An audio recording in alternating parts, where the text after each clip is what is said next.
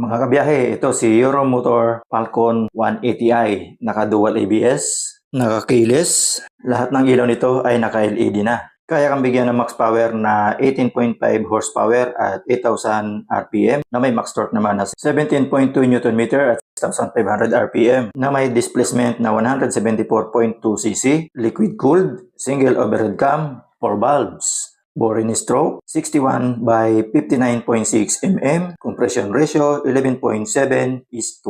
dry weight 136 kg, fuel capacity 8.5 liters.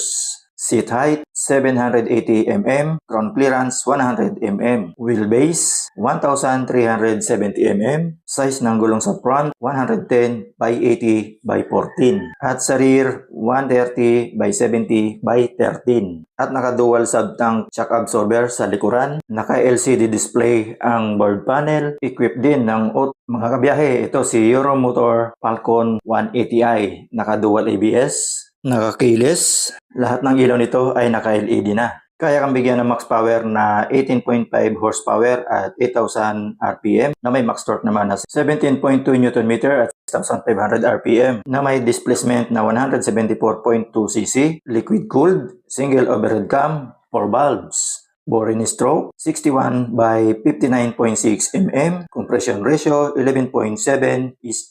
dry weight 136 kg, fuel capacity 8.5 liters.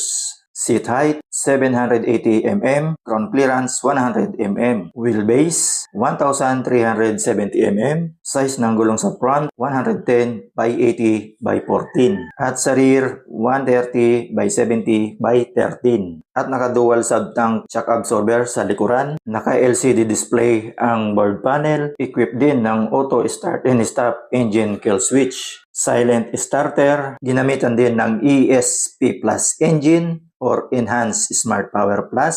at higit sa lahat, tipid sa gas, 40 km per liter. At may presyo naman ito na 129,900 pesos.